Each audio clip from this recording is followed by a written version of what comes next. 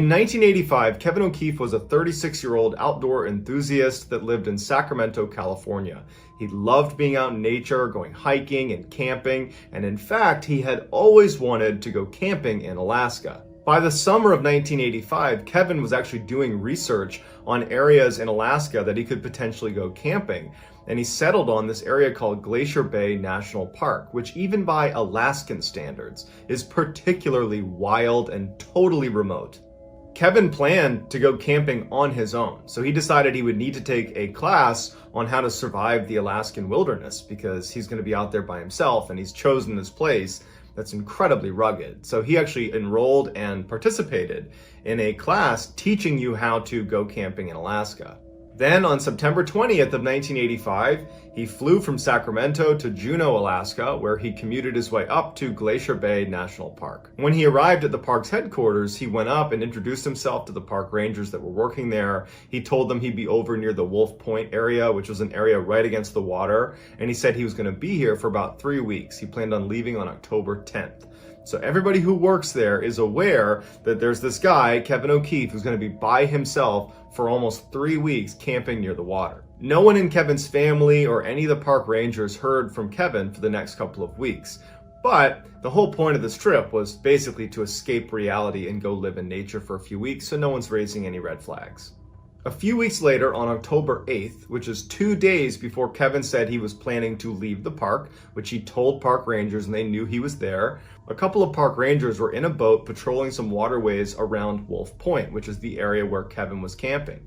The rangers decided to take a bit of a detour to get inside of Wolf Point and actually check in on Kevin and just see how he was doing, because they knew he was out here by himself. They're making their way down, and as they turned this last corner where they could finally see Kevin's sight, immediately they knew something was wrong. The first thing they noticed was Kevin's tent was not in the area that it was supposed to be in. There was kind of a designated spot on the soil where you'd place your tent, but his tent was actually down a few meters on this beach that butted up against his campsite, and some of his gear was outside of his tent. Not strewn everywhere, but outside of his tent, like you had placed it outside. As they're looking at his tent, they realized that the top strut that kind of held the top of the tent together was folded down. It looked like it had broken right in the middle. They called out for Kevin, he was nowhere around, and they kind of rationalized what they saw. They thought, he's leaving in a couple of days.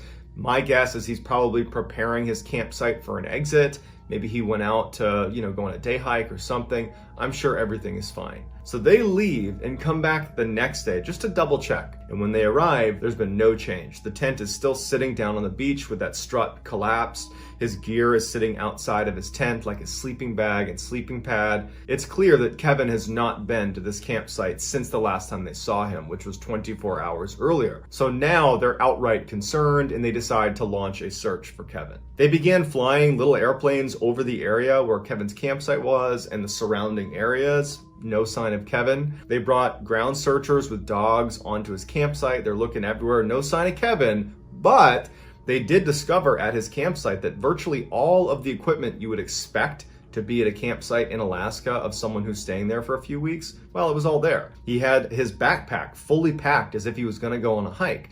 It had food, it had extra clothes and water. It was all packed right up against a tree. All of his sleeping equipment and his cooking equipment. And oddly, there was lots of food that Kevin still had left at his campsite that was out in the open. And no animals had touched it, which is a complete anomaly. As they began searching the outer areas of his campsite, dogs were able to locate Kevin's boots, his glove liner, and his hat. They were tucked away in this gully about a half-mile away from this campsite. That they were not visible to the naked eye. It took dogs finding it to locate these items. After finding these items, the early speculation was it looks like Kevin was attacked by bears or some other predator. But the park rangers, who knew this area extremely well and had seen other bear attacks, said, I don't think this is a bear attack because there's no sign of a death struggle anywhere at his camp.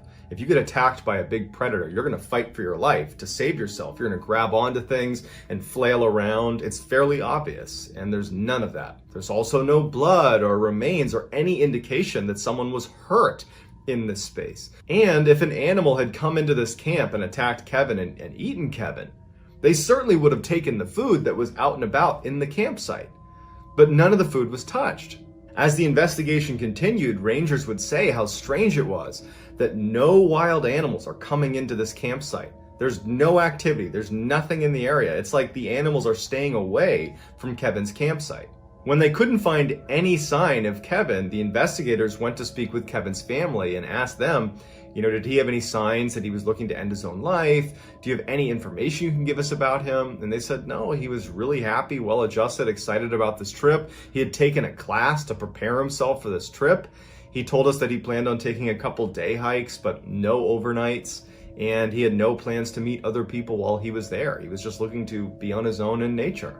But after just a few days, they had to call the search off because there was no sign of this guy. He was just gone. Knowing that all of Kevin's gear was still located at his campsite means he did not leave to go on one of those day hikes that he had told his family that he might be going on. Because going into the wilds of Alaska without your gear is a death sentence. So Kevin must have been at his campsite when something horrible happened to him. But we know it wasn't an animal attack because there was no sign of that and no animals were coming near this campsite. So if it wasn't an animal attack, then what was it that caused his tent to shift down to the beach and have his gear strewn about on the sand and have his boots and glove liner and hat be located a half-mile away in some gully? And where's Kevin? In 2000, Patrick Whalen was 33 years old, and he was described as being an outdoor enthusiast, bordering on full-blown survivalist. He had hiked thousands of miles across the Pacific Crest Trail and had spent hundreds of hours camping inside of national parks, in particular the Glacier National Park in Montana. That was his absolute favorite place to go. In fact, he spent so much time there that the park rangers recognized him and knew him by name. On November 2nd, 2000, Pat was driving in Kiowa Junction in Montana when he hit a deer. Witnesses say that he stopped his truck, he got out, walked over to the deer, pulled it to the side of the road, took a pillow out of his truck, put it under the deer's head, and then he went and got food from his truck and put it near the deer's mouth, and then he just walked away. He abandons his truck. It's unclear whether his truck was not operational at this point or if he was just abandoning his truck, but either way, his truck would get towed the next day. 6 months after the deer incident, Patrick's father called the park rangers at the Glacier National Park in Montana, and he said, "I haven't heard from my son in months, and I'm worried about him. I can't get in touch with him. If there was one place he would be, it would be at your park. Have you seen him?" The park rangers, who again, they all knew Pat, they said, "We haven't seen him, but we'll keep an eye out for him." A couple of weeks later, 2 of these park rangers are out on a routine patrol through the park when they come across a very odd scene. They saw this blue tent sitting in the middle of this campsite. There's no one around it, and the middle strut that held the tent together was collapsed. They yelled out to see if anybody was inside the tent to make sure everything was okay, but no one calls back.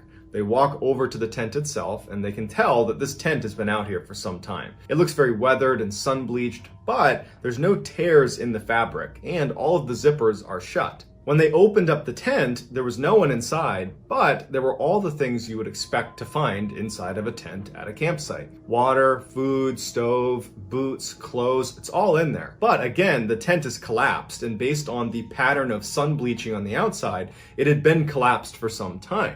When the park rangers filed their report about what they found, they noted that it was really odd that no animals had ransacked this tent, because clearly it had been sitting here unoccupied for a while and there was food in the tent, but no animals had touched it. Authorities show up and they begin searching the area for Pat. There's no sign of him. They bring out cadaver sniffing dogs.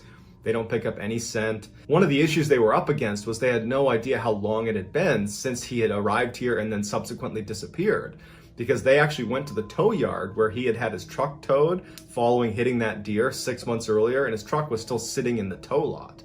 So he hadn't claimed his truck. That was 6 months earlier, and here we are, and there's this tent in the middle of the woods, and we have no idea where he is. But the most interesting and terrifying thing that was discovered was inside of his tent, there was an empty buck knife case. So the sheath was there, no knife. David Paulides offers a very interesting theory about why it was there. He suggests that while Patrick was living at this campsite, he must have been in his tent one night and he hears something outside of his tent that apparently was formidable enough that he felt the need to take his knife out and go out into the open to confront it. He gets out. The mosquitoes were very bad in that area, so he probably hopped out, zipped his tent shut for a minute. He's standing there with his knife to confront whatever this is, and then he doesn't go back into his tent. whatever was out there apparently got the best of Pat. But we can't just say he was attacked by an animal, because there was no blood, there was no remains, there was no sign of a death struggle in that campground, and the food that was in his tent was untouched. No animal had tried to rip open the tent to get to the food, something that animals do after they attack people at their campsites. So the million-dollar question is, if it wasn't a wild animal that he was getting out of his tent with his knife to confront, then who or what was it? And where's Patrick? In April of 1976, 19-year-old Stephen Thomas was asked by his good friend Bruce Weaver if he wanted to join Bruce and Bruce's 4 other friends on a hike in New York State. Steve didn't know these 4 others, but he really liked Bruce and he loved hiking, so he agreed to go. The mountain they were going to climb was Mount Marcy. It's one of the biggest mountains on the East Coast, and it's very rugged, it's very windy, the temperatures drop dramatically towards the summit. It's a dangerous place unless you treat it with respect. On the morning that Steve was leaving for this hike, his mother told him that she had a bad feeling about the hike and that maybe he should just cancel, because it didn't seem like a good idea to be hiking such a rugged mountain with people he didn't know. But Steve, who had a lot of experience hiking, said it was totally fine, he was eager to go, and that he would see her in a couple of days. On April 12th, 1976, the 6 men are making their way up Mount Marcy, and they get near the summit by about 3:30 p.m. in the afternoon, and even though they could have pressed on and made their way up to the summit, they were all really exhausted from the trip so far, and they decided they would make camp where they were and they would attack the summit the next day, and they were all eager to do that,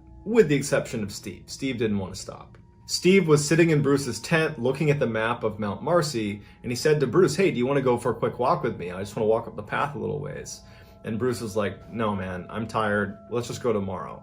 And so Steve just continued to stay up looking at this map. He made tea for himself, and at some point, he folded the map up and said, "Hey, Bruce, I'm just going to walk up the path a little ways. I'll be right back." Bruce told Steve this was a bad idea. Don't go up there on your own. The temperatures are dropping. It's getting dark. It's windy. It's just a disaster waiting to happen. Plus, we're all going to be up there first thing in the morning, so there's no reason to go up right now. But Steve was like, I just don't want to sit here. I'm going to just go. So Steve begins to walk out. The other hikers that he didn't know too well are like, "Hey, man, just stay here." But again, Steve's not listening, and Steve continues up the trail. When Steve left, he must have thought he was only going to be gone for a few minutes, because he threw on a rain jacket, this yellow rain jacket, over a t-shirt and pants, because he'd been sitting in a warm tent. He just threw on a jacket, and he left his backpack. He just walked out with no supplies and began walking up this trail. At the time Steve was walking down that path, the snow was very hard packed, so it was easy to walk on, and there was a full moon, so there was great visibility. So it was a good night to be doing what Steve was doing, albeit if it had just been for a few minutes. So as Steve is walking away from the camp, even though the other hikers were annoyed with him,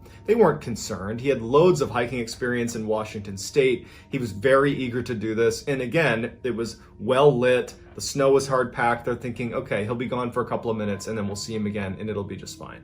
After about an hour, it was dark and the temperatures are now well below freezing, and Steve has not come back yet, and he was not dressed for the sub-freezing temperatures. So the hikers walk a little ways down the path and they're yelling out for Steve, but there's no response. They decide that they have to go up the path and look for him because the conditions are going to kill him if he doesn't come back and get in his tent soon. When they go back to their tent to get some of their equipment to go make this trek to go find Steve, one of those 4 hikers that Steve did not know particularly well had brought his dog along for this hike, which apparently he always did. This dog was highly energetic, went everywhere with this guy. He loved hiking. Anytime the dog could go out and go run around, it would do it in a heartbeat. And when this hiker went in his tent to not only get his own gear, but to get his dog and bring his dog with him to go look for Steve, the dog refused to leave the tent. In fact, it cowered in the back of the tent and acted like it was scared of something that was outside of the tent. The dog's owner would tell investigators later that he's never seen his dog act that way. He was acting scared of something to the point where he would stay in the tent and all the hikers would go looking for Steve. The dog would rather be alone in a tent, totally isolated, than leave that tent. That's how scared he was of whatever it was that was out there. So the men go out looking and they can't find Steve, and after a little bit they end up going back because it's just so dangerous to look for him in the middle of the night. So the group heads back to their tents and they're just praying that he found shelter somewhere on the mountain. The next morning, as soon as the sun came up, the hikers immediately start looking for Steve, yelling for Steve. There's no sign of him, and at some point half the group leaves and walks the 4 hours down the trail to a vehicle where they could go drive and get authorities, while the the other three continue to look and stay near the camp just in case Steve were to return. Once authorities were notified, they launched one of the largest search and rescue efforts in the history of New York. They spent 2 weeks combing this entire mountain. Helicopters, dog teams, searchers on the ground, they are looking everywhere. There is no sign of Steve, even though he had this bright yellow jacket on. They can't find anything. He's just totally gone. After the official search was terminated after about 2 weeks, Steve's older brother, Bob, who was 26 years old, in amazing shape and very close with his brother Steve, he quits his job and moves to the Mount Marcy area and spent a whole year searching every inch of this mountain. Veteran park rangers at Mount Marcy would joke that Bob knew the mountain better than they did. Bob had apparently walked over 2,500 miles on Mount Marcy and had summited 600 times or more, and every time he would take a different route and search all along the mountain. He has looked everywhere and he can't find his brother. Although Bob would never find his brother, he did locate the remains of a hiker who had gone missing 3 years earlier, so he was able to provide closure for that family. So why did Steve feel the need to walk up this trail in the first place? And then what was the dog so scared of after Steve vanished? Because the dog never acted that way, but suddenly something was so terrifying on the outside of their tents that it abandoned its owner and huddled in the tent in fear. And then how could Bob have missed his brother Steve, who was wearing a bright yellow jacket after combing every inch of this mountain? The only logical answer is that Steve is not on the mountain. But if he's not on the mountain, where is he? So like all of the missing 411 cases, we don't know what happened to these people, and we probably never will. But that doesn't stop us from theorizing about what could have happened to them. So get in the comments and give me your best theory about what's happening to these people. And not only will I get back to all the early commenters, I'll also pin the best comment at the top of the comment section. If you enjoyed today's story and you haven't done this already, please offer the like button your seat. And then when they go to sit down, pull the seat out from behind them. Also subscribe to this channel and turn on all notifications so you don't miss any of my weekly uploads. If you want to learn more about the missing 411 phenomenon, I would encourage you to check out the Missing 411 book series by David Paulides. He's the one who created Missing 411. He's the one doing all the research. He's incredible. I put a link below in the description of how to purchase his books. I've also included his YouTube channel where he talks about a lot of these cases as well. I also have a Missing 411 playlist that I've included in the description below. If you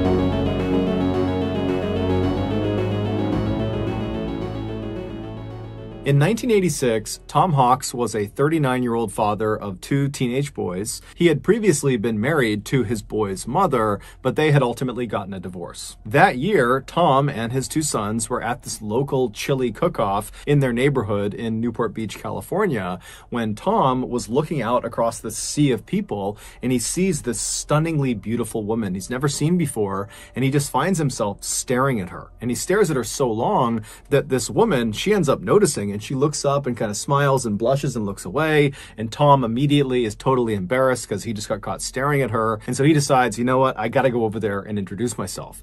And so Tom, who's this totally ruggedly handsome, muscular guy with this incredible mustache, he strides across the lawn and he walks up to this woman and he introduces himself. And she is all smiles and she says her name is Jackie and she's 29 years old and she's single. And from that point onward, those two completely hit it off. They fell madly in love. And just a few years later, in 1989, they got married in front of 150 of their closest friends and family. And then after the wedding, Jackie moved in with Tom and his 2 boys. And even though the boys' mother was still alive, they began calling Jackie Mom, because Jackie not only lived with them, but also because she was so devoted to them, and she just was such a loving and kind person that it just made sense to do that. Also, Jackie, when she was 22 years old, she had gotten into this horrific motorcycle accident, and the internal damage that accident had done to her had left her unable to have kids of her own, something she had always wanted to do. And so when she had the opportunity to be these boys' mother, she really leaned into it. And so she was like this fabulous mother. So over the years, Tom and Jackie raised their 2 sons, and then in 2002, when the boys were all grown up, they left the house. Now, this was a sad moment for Tom and Jackie to suddenly be empty nesters. I mean, so much of their identity was wrapped up in being parents, and they were very close with their sons. But at the same time, they knew this day was coming, and they had actually been preparing for it for several years. They had been putting money aside every single year to prepare for when their sons left, because they wanted to time it so they could retire at the same time. And their idea of retirement was to go buy a yacht and just live on the yacht and sail up and down the California and Mexican coastline. Now, neither Jackie nor Tom were wealthy at all. However, they were very good at saving money, and they were very disciplined, and they could live frugally. And so over the past couple of years, they really had saved virtually every penny so they could afford to buy this yacht. And so finally in 2002, when their sons do actually leave, Tom and Jackie, they sell their house in Newport Beach, California. And between the proceeds from the sale of their house and all this money they had set aside, they had enough to purchase this kind of beat up old small yacht. And so this yacht they named the Well-Deserved. Even though this yacht was by no means a glamorous yacht like you think of when you hear that word, Tom and Jackie adored this boat. And so as soon as it was theirs and they had docked it in Newport, they moved all of their belongings onto this boat because they're going to live on this boat. And then they began meticulously cleaning it and organizing it and upgrading it everywhere they could within their limited budget. And by the summer of that year, this boat was beautiful, both on the outside and the inside. It was very cozy and very clearly had the touch of Tom and Jackie. It was a home. And so for the next 2 years, Tom and Jackie, they lived the dream. They took that yacht and just sailed up and down the coast of California and Mexico, and they would watch these beautiful sunsets, and they would catch fresh fish, and they would drink cocktails together. I mean, they were really enjoying their retirement. Then, in 2004, they got some unexpected news. One of their sons told them that he was now expecting to be a father. And so this baby was going to be the first grandchild of Tom and Jackie, and they were so excited. Especially Jackie, because remember, she wasn't able to have kids of her own, and she just loved the idea of getting to be motherly again, and the idea of getting to hold this precious little baby. And so even though Tom and Jackie were absolutely loving living out on this yacht, they decided that the time was right to actually sell the yacht and then take the proceeds from the sale of the yacht and buy a house on land to be closer to their son and this grandbaby. So in November of that year, the Hawks place an ad in this fishing magazine for the sale of their yacht. They were asking for about $500,000. And very quickly after this ad went live, this young couple who had saved up some cash, they offered to buy it. Tom and Jackie were totally thrilled, and they called their 2 sons to tell them the good news that they had this buyer and that in the next couple of days the sale would be finalized and then they would be in touch. And so the sons, they're expecting to get a phone call from Tom and Jackie any day, but a couple of days goes by and they haven't heard from them. And so the sons begin calling their parents, and their parents aren't picking up their phone. Now, Tom and Jackie were not the type to go any amount of time without being in touch with their family. And so this was very uncharacteristic. And so when Tom's brother, Jim, who was a retired police chief, when he heard about this sudden silence, he just got in his car and drove to Newport Beach, California to see if maybe they had not finalized the sale of the yacht and maybe the couple was still on the yacht and he could go check in with them and make sure everything was okay. And so Jim, along with a friend of his, they arrive in Newport Beach, they make their way to the dock where the yacht was being held, and they go down to the floating section of the dock and they walk right up alongside the Well-Deserved. And just from where they're standing, it does not seem like anyone is on the yacht. However, as they're standing there just kind of looking at this yacht right in front of them, Jim notices a couple of oddities. He sees there are lines hanging over the side of the boat that should have been stowed. And Tom was known for being incredibly meticulous and orderly. I mean, that yacht was spick and span always. And so he would not have left these lines draped over the edge of the boat unless he was on board, and he wasn't. And so Jim's also looking around and he sees there are a couple of tarps that go over some of the control panels that had been taken off, but then not put back on the control panels. And so again, that's not something Tom or Jackie would have done. And then there's also some dirty towels kind of hanging out of one of the portholes. And so overall, the impression Jim and this friend got was, I guess they must have finalized the sale of this yacht, because clearly the new owners of this boat, they're the ones that are in possession of it, and they're the reason it's sloppy. happy because Tom and Jackie, they never would leave the boat in this condition. And so Jim pulls out his own business card and he writes a note on it that he's looking to speak with the new owners of this boat because his brother and his brother's wife had sold this boat to them, but now they're missing. And so please give me a call back. And so Jim and his friend, they leave the boat, they leave the dock, and they begin to leave the area when Jim's cell phone rings. And he picks it up, and it's this 21-year-old woman named Jennifer De Leon. And so she tells Jim that she got his business card on her yacht and that yes, she and her husband had recently purchased this yacht from the Hawks.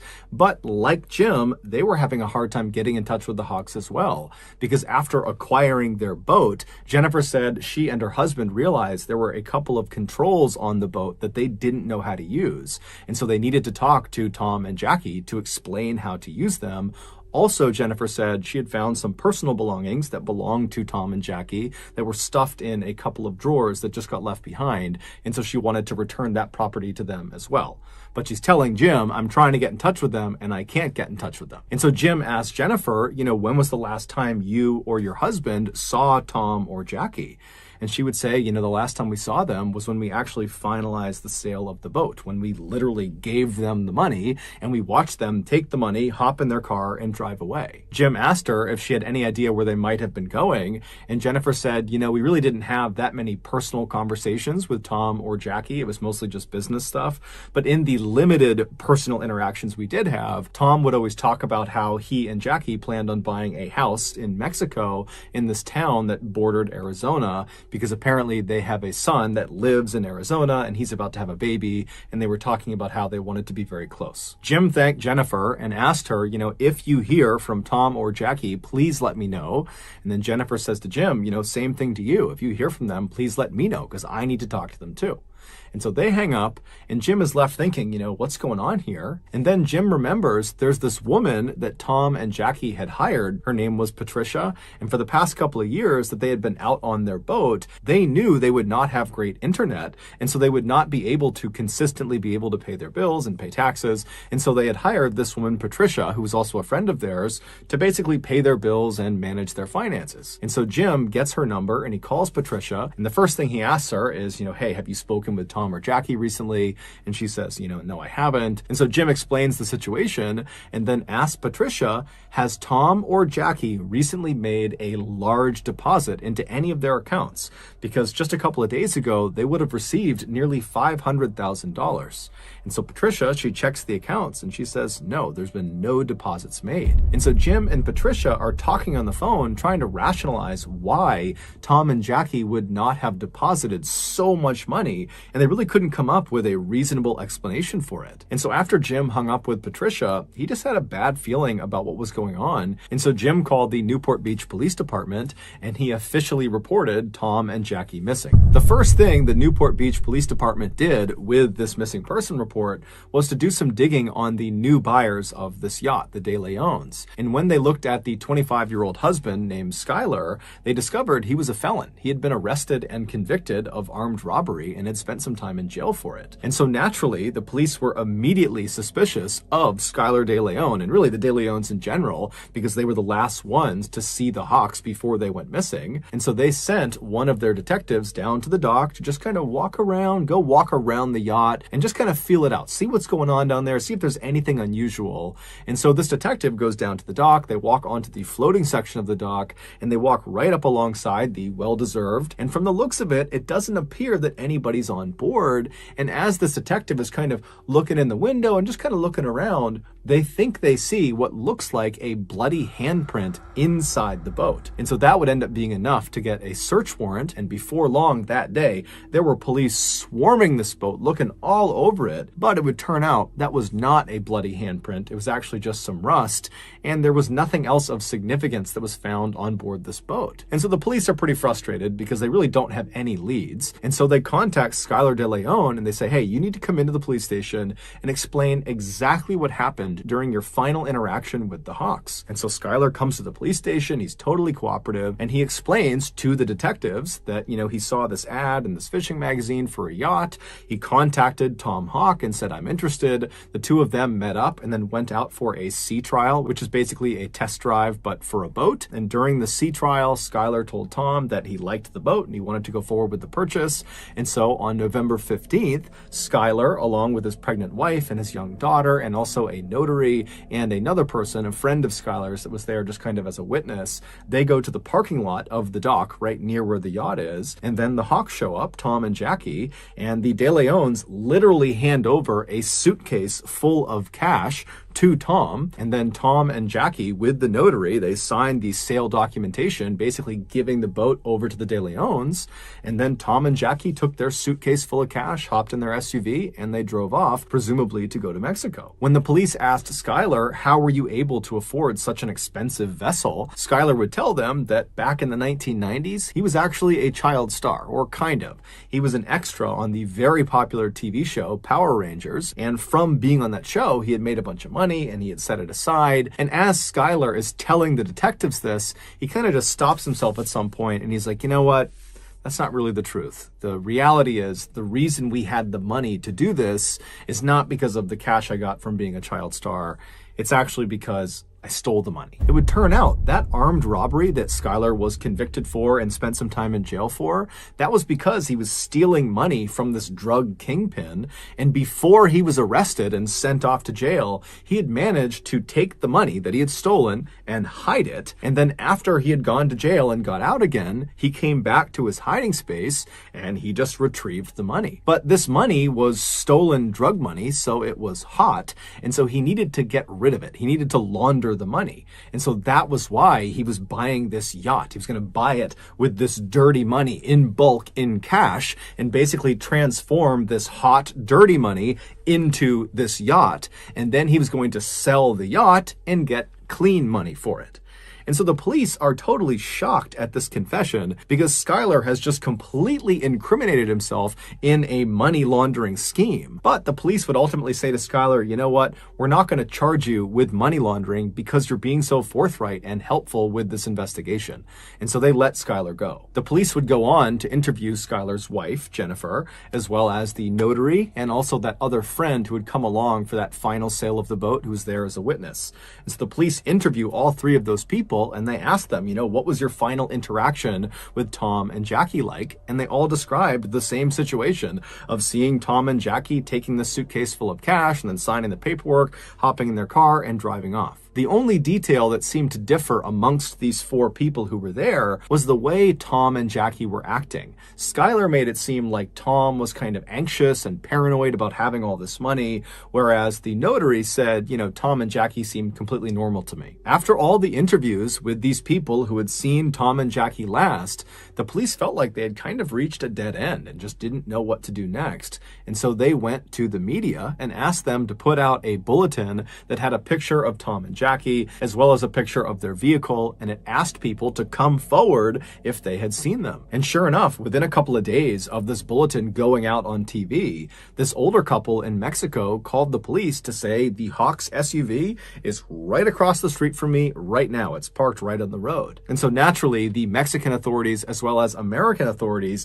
they rush to this location and they charge up to the house where this SUV is parked, and they're kind of expecting to find Jackie and Tom inside, or someone that at least knows Tom and Jackie. But when they knock on the door, this guy nobody recognized, someone who was living in Mexico, he comes up to the door and he's looking very confused, and the police ask him, you know, whose SUV is that parked outside? And he said, oh, well, that's my friend's car. And they say, well, is your friend Tom or Jackie Hawks? And the guy's like, no, who's that? The car belongs to Skyler De Leon. This was, of course, the moment when the police realized Skyler was lying to them. He had told police the last time he had seen Jackie and Tom, they had hopped in their SUV and they had driven off. But clearly that was not the last time, because he somehow managed to acquire their car afterwards, and then he gave it to this random person in Mexico. So the police in Newport Beach, they used Skyler's money laundering confession on camera to bring him in. They arrested him on money laundering,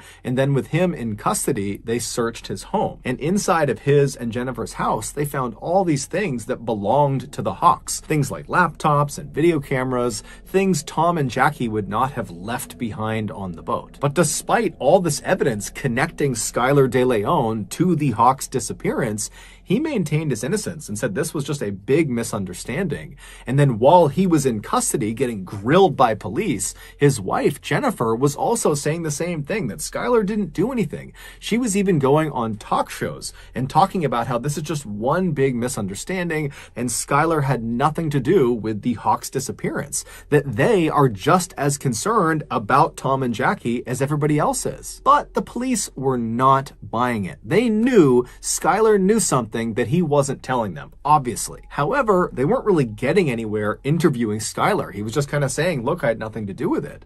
And so the police decide, let's go back and re-interview the notary and also that other friend who was there as a witness on that day that the final sale of the boat took place. And so they call the notary back into the police department, and the notary is this woman named Kathleen Harris, who's never gotten in trouble in her life, and she's been a very successful notary for a long time. And so she sits down, and they ask her again to describe her final interactions with Tom and Jackie. And once again, she says, yep, they came over, they signed the paperwork, they took their cash, they got in their SUV, and they drove off. But under follow-on, very intensive questioning by the police, Kathleen would finally break. And she would say, actually, I've never met Tom and Jackie in my entire life. I was paid up front in cash by Skylar De Leon to backdate those sale documents that had already been signed. I have no idea what happened to Tom and Jackie. Next, the police went out and got that friend who was also there at the time of the final sale, that witness. His name was Alonzo Mason. And so they bring him in and they ask him, what was your final interaction like with Tom and Jackie? And at first he stuck to the story that, they got the cash, they hopped in the SUV, they drove off, that's all it was. And the police stop him and they're like, we just spoke to the notary and she said she was lying. She wasn't even there. She had backdated those documents. So we know you're lying. And so as soon as Alonzo got caught red-handed, he began to clam up. And it was pretty obvious he did not want to say anything else. And since the police really needed something to happen with this case, they said to Alonzo, we will make sure your sentence is heavily reduced if you tell us everything you know about what happened to Tom and Jackie. And so Alonzo says, okay, I'll tell you. Alonzo was a young guy, very impressionable. He was in his early to mid-20s, and he was actually a jailer, and he had met Skylar when Skylar was in jail. He was in jail for that armed robbery. And so after Skylar gets out of jail, Alonzo and Skylar somehow stay friends, and they spend a lot of time together. And then in November of 2004, Skylar pulls Alonzo aside, and he confesses to him that he is in fact an international assassin, that people paid him to kill people, but only bad people, Skylar said. And he says to Alonzo, I have a current contract on two really bad people, Tom and Jackie Hawks, but I need help carrying this out.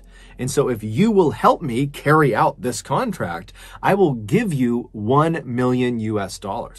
And so Alonzo's like, man, okay, yeah, I'll help you. And so on November 15th, Skylar, Alonzo, and a third man that Skylar had recruited to be a part of this job. He was this big, muscular, intimidating looking guy who was actually a longtime Southern California gang member. His name was John Kennedy. Those three, they show up at the parking lot of the dock not to finalize the sale of this yacht. They weren't even close to finalizing the sale.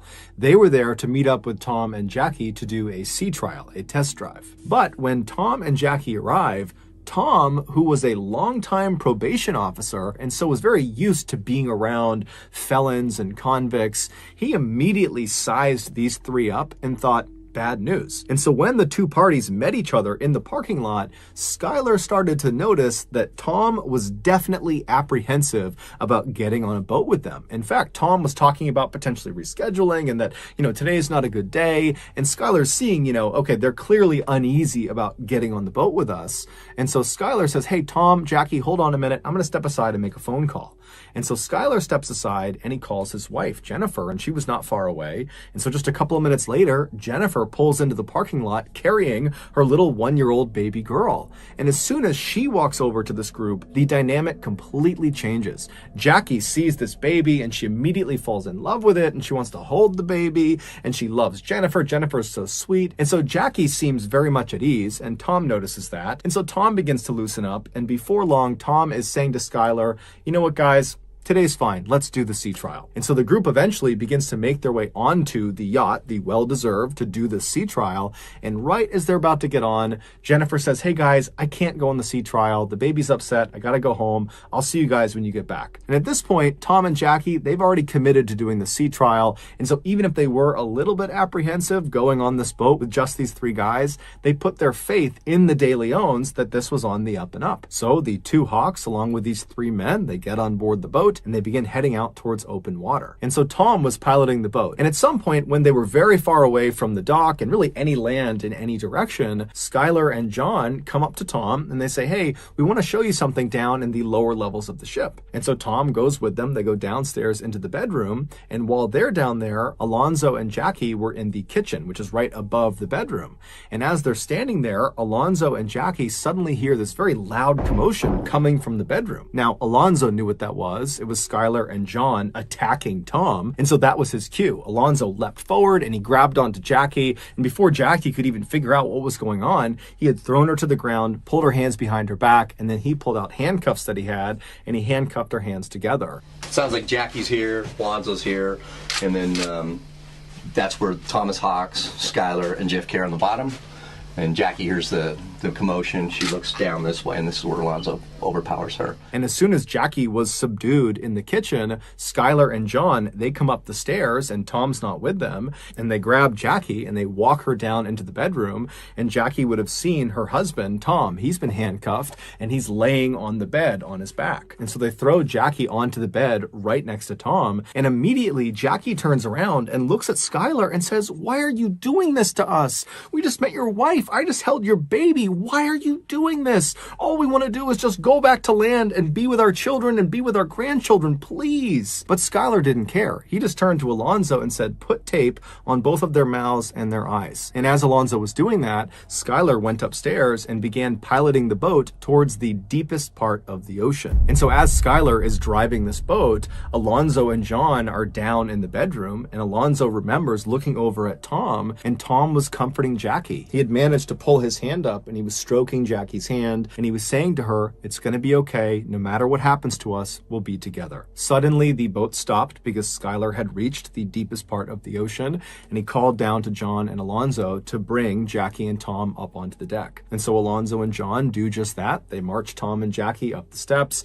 They bring them out to the deck of the ship, and then Skylar forces them to sign the sale documentation for the boat, as well as had them sign additional paperwork that gave Skylar access to their bank accounts. And while they were signing these documents, Jackie actually misspelled her last name on one of the signature blocks. She left the S off of her last name. That's not something she would have done by accident. It's pretty clear she did that on purpose to signal to the future that she signed this under duress. After all these documents were signed, the three men led their two captives to the back of the boat. And then once they were standing at the back of the boat, Skylar tells Alonzo, in earshot of Jackie and Tom, to, hey, go to the front of the boat and get the anchor. And so Tom and Jackie, they know that whatever's going to happen to them next, it's not good. And so Jackie begins pleading with them to let them live, let them go back to land, let them see their grandchild. And Tom manages to shake his restraints from John, who was holding him, and he manages to kick Skylar really hard in the groin.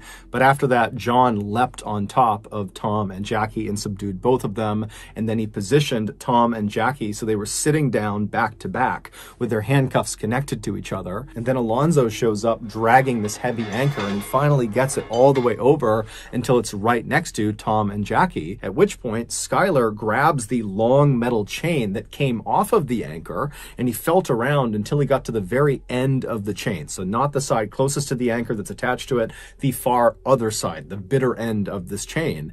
And he reached down and he connected that portion of the chain to Tom and Jackie's handcuffs. And then once he was sure their handcuffs were securely fastened to the end of this chain, Skylar stood up, walked over and grabbed the anchor, and with quite a bit of effort, he managed to lift it up and threw it over the side of the boat. As soon as that anchor hit the water, all Tom and Jackie would have heard for several seconds would be the sound of all of that loose chain that they were connected to being rapidly pulled off the boat and being sucked down into the water. And so that chain was going up and over over this wooden railing, and so all they would have heard is just chain links grinding over the railing until finally the anchor pulled the chain tight, at which point it yanked Tom and Jackie towards the side of the boat. Alonzo would say when this happened, Jackie's head struck the inside of the side of the boat so hard it made this very loud, audible cracking sound. And then Skylar, Alonzo, and John just stood there as Tom and Jackie desperately tried to fight against the weight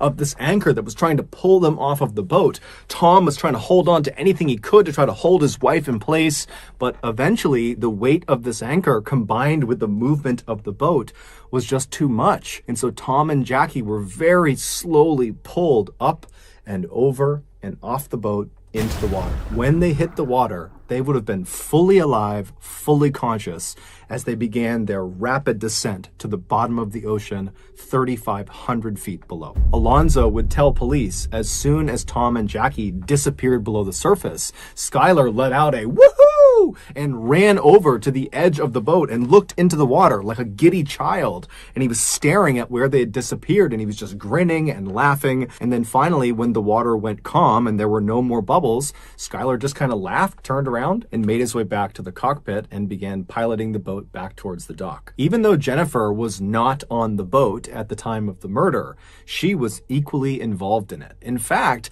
the attack was her idea. She wanted more money, and she saw this scheme as being a way of doing that. So remember, when she showed up at the dock parking lot with her baby and put Jackie and Tom at ease to help get them out on that sea trial, she was doing that very intentionally to trap Jackie and Tom. She knew what was going to happen out on that boat. She was trying to get them to go so they could be murdered and they could steal their boat. And when Skylar was out on the boat, before, during, and after the murders, he would step aside and call Jennifer to let her know how it was going and kind of get her feedback and ask for advice about what they should do next. With that in mind, one of the darker elements of this case has to do with the video camera that was discovered inside of Jennifer and Skylar's house. It was the Hawks video camera, and they had used it over the past couple of years to document their travels out on the ocean. And so when the police acquired this video camera, they played the tape that was inside of it. And at first, the tape shows Jackie filming the inside of the well-deserved yacht, and she's talking about how sad it was that this is probably one of the last times they'll be inside of this boat. But she and Tom are so happy because they've found buyers who are going to take great care of this boat, and they're excited about the future, they're excited about their grandchild. And then suddenly, this footage of Jackie inside of the boat just totally cuts, and it jumps to Skylar and Jennifer at Thanksgiving dinner that year, playing with their daughter and just having this great time, meaning just days after Jennifer and Skylar murdered Tom and Jackie in the worst way imaginable, they took their camera and just began using it for their own lives, recording their own life over the memories of Tom and Jackie. Jennifer and Skylar truly didn't care at all about what they had just done. Alonzo would ultimately be sentenced to 20 years in prison. He would have gotten a much more severe sentence, but because he provided all of the details of what happened and he was promised a reduction in sentence, he was only given 20 years. Jennifer would be sentenced to life in prison without the possibility of parole, and John Kennedy and Skylar were sentenced to death.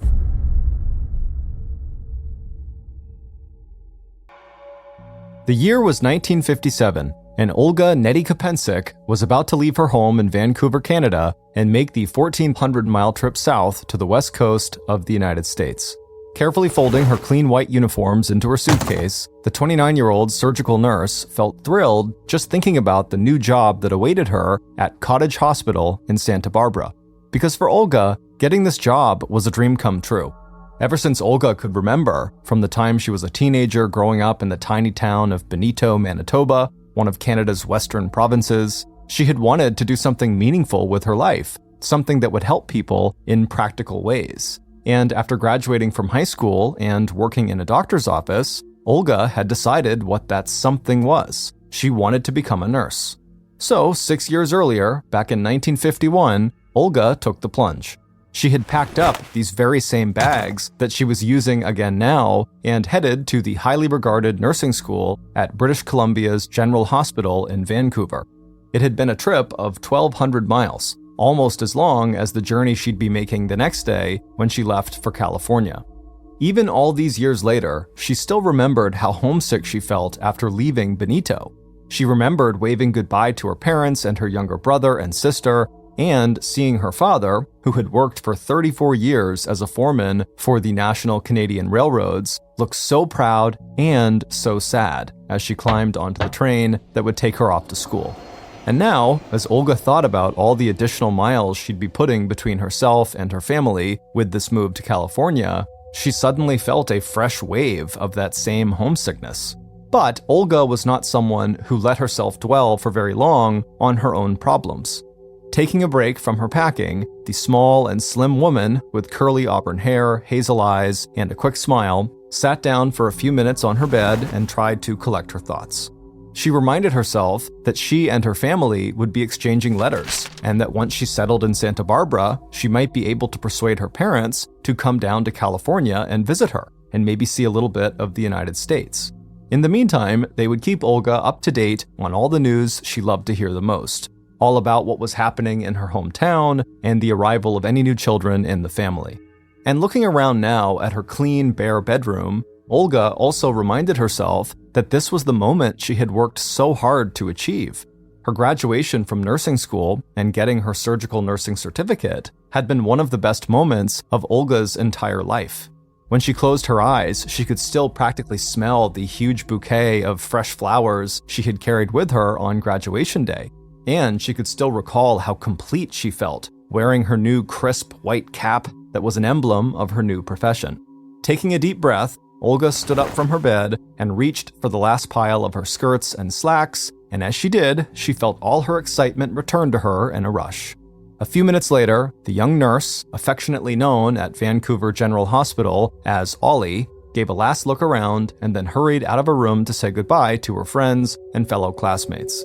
A few weeks later, in the fall of 1957, Olga reported for duty at Cottage Hospital in Santa Barbara, California. Ever since arriving a few days earlier and getting settled into her new apartment, Olga had spent hours just drinking in the sights and sounds of her new home.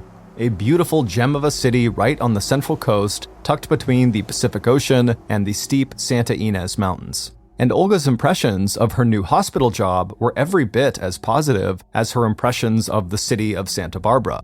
From the moment Olga had walked through the doors of Cottage Hospital, the young Canadian nurse became known for how competent and conscientious she was while she was in the operating room, and for her ability to care for patients who had come through life and death crises. But along with the professionalism that made Olga a favorite among the doctors and supervising nurses, Olga's personality also made her a favorite among her coworkers, who would often stop by Olga's apartment after work to swap stories and Cottage Hospital gossip. And Olga would not be at work long at Cottage Hospital before she had her own exciting news to share with her friends. Because early in November, just a few months after stepping off the train that had taken her from Vancouver to California, Olga had met the young Santa Barbara lawyer who would later become her husband. Like most patients and family of patients who find themselves in a hospital, 28-year-old Frank Duncan had arrived at Cottage Hospital early in the morning of November 7, 1957, because of a medical emergency. Frank was there because his mother, Elizabeth Duncan, known as Betty, had overdosed on sleeping pills, and Olga was one of the nurses assigned to care for her. Although Betty Duncan would make a full recovery, she remained in a coma with Frank at her side for nearly 4 days, and during that time, Frank and Olga wound up seeing a lot of each other. And it wasn't long before the criminal defense attorney and the surgical nurse fell into the habit of talking to one another about their personal lives. Olga told Frank about the tiny town where she grew up, in a province that was almost twice the size of the whole state of California, but with a lot fewer people. And Frank told Olga his very different story about growing up in several apartments and households as he followed his mother, Betty, through a series of marriages and divorces before the two of them had arrived here in Santa Barbara just 2 years earlier. But despite their differences, Olga and Frank also had a lot in common. Like Olga, Frank was a hard worker who had held down 2 and 3 jobs in order to put himself through law school in San Francisco while also helping to support his mother. Betty's marriages had produced 6 children, but not a lot of savings, And now, at the age of 53, Frank's mother had felt alone and financially dependent on Frank and his comfortable income. In fact, as Frank told Olga, it had been the prospect of living by herself after her latest marriage ended that had driven Frank's mom to attempt suicide via the sleeping pill overdose. Olga was horrified, and she could also relate to Frank's terrible sense of guilt over his mother's feelings of desperation and abandonment, because to both Olga and Frank, family obligation was not just an idea, it was at the very heart of who they were. By the time Frank's mother was well enough to leave the hospital, Frank had settled it so that Betty would come back to his apartment and live with him. When Betty was finally discharged, Frank thanked Olga for all her help and support, but when Frank left Cottage Hospital, gently guiding Betty out the door and toward the parking lot, Olga felt a sudden pang of regret. She had liked Frank, liked his dark wavy hair, his intelligent eyes behind his horn-rimmed glasses, and she liked the way he talked, with just the slightest lisp that made his S's and Z's sound like a TH sound. But Olga did not have to miss Frank for very long. It would turn out that Frank felt the same attraction to Olga that she felt for him. And by January, 2 months after the pair had first met, they were dating, getting together at least 3 or 4 times a week. And it wasn't long after that Frank had fallen in love with Olga, and Olga was telling her coworkers at Cottage Hospital, as well as her family, that she was pretty sure she had just found Mr. Right. And sure enough, 5 months later, on the beautiful morning of Friday, June 20th, 1958, Olga and Frank walked together hand in hand down to the famous Santa Barbara courthouse, where they were married in a ceremony performed by a superior court judge. The simple service was just what they had wanted it to be. Just the two of them, no expensive or elaborate wedding, and no family having to undertake the hours and expense of traveling from Olga's home in Manitoba to the central California coast. But it did not take long before Olga and Frank's marriage started showing signs of serious trouble. As soon as Frank moved out from living with his mother to go live in an apartment of his own with Olga, both Frank and Olga became acutely aware of just how tightly Frank's mother, Betty Duncan, wanted to fasten her apron strings around her favorite and most financially successful child. It apparently wasn't enough that Betty was still able to stay in Frank's old apartment despite him leaving. What Betty really seemed to want was unlimited access to Frank's time and attention. And when Olga discovered, not long after she and Frank were married, that she was pregnant, things only got worse.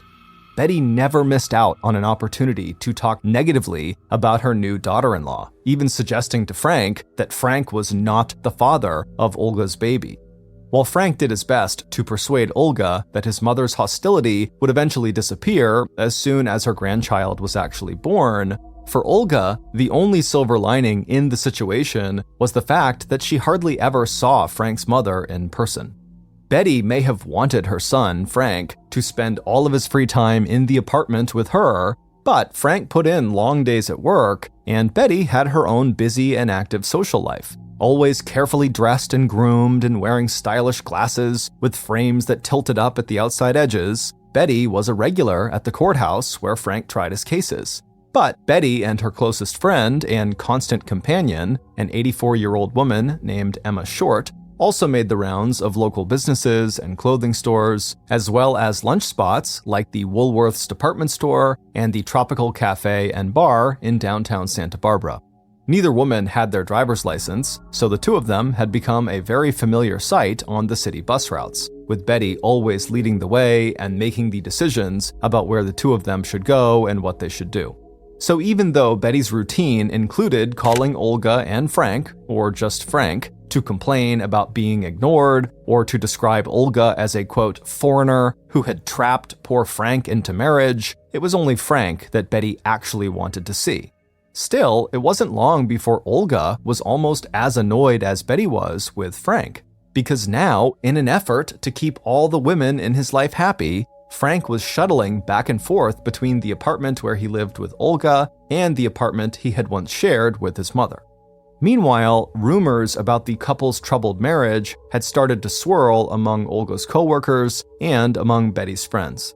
And so, just 2 months after Frank and Olga had walked into that courtroom in Santa Barbara to get married, the couple walked into another courthouse in Ventura, California, 27 miles to the south of Santa Barbara, and signed the legal documents that confirmed that their marriage was now officially over.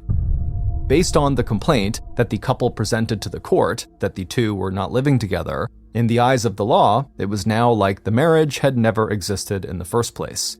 But even though this annulment was welcome news to Betty Duncan, it did not mark the end of the relationship between her son, Frank, and Olga.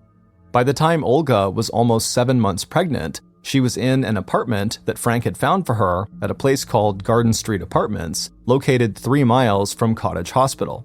And at least a few times a month, Frank would stop by to eat dinners with Olga and sometimes stay late into the night.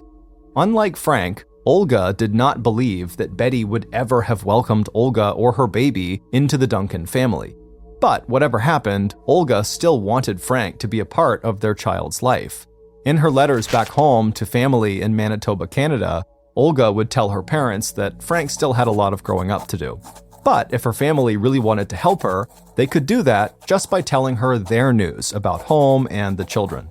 Even though Olga's marriage had not worked out, her attitude was upbeat. She was thrilled that she was going to become a mother, and even though Frank had been a disappointment as a husband, Olga had a close circle of friends and a job that she loved. As she began seeing less and less of Frank, Olga instead spent her time concentrating on her work at Cottage Hospital and on making plans for 2 months in the future when her baby was due to arrive, and when Olga's own mother would be coming to visit and help Olga with her newborn. But even as Olga was adjusting to a life without Frank, which is just what Frank's mother had hoped would happen, Betty started having problems of her own, and these were problems she did not want to share with her son.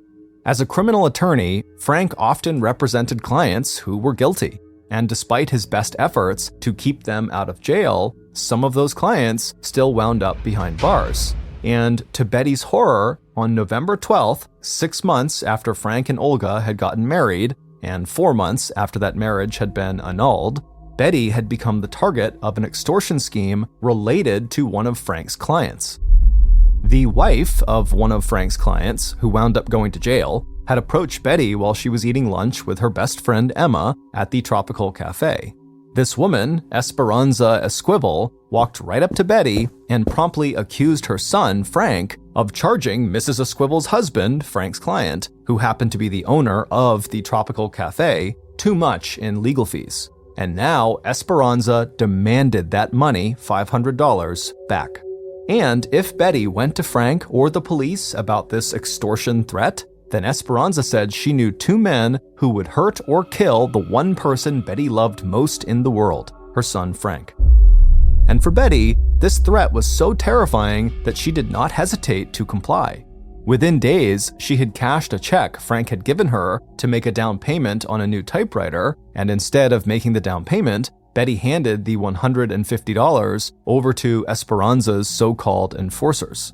But before Betty could even figure out a way to come up with the remaining $350 that Esperanza had demanded, one of the men Esperanza had hired to collect the money, or they would hurt Frank, had made a new and much bigger demand.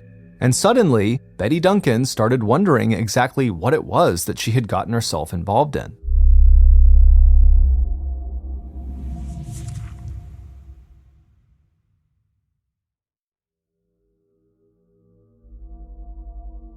On Monday, November 17th, 5 days after Betty's meeting with Esperanza Esquivel, Olga arrived for work at Cottage Hospital just as she always did, right on time with her white uniform neatly starched and her cap pinned securely to her hair.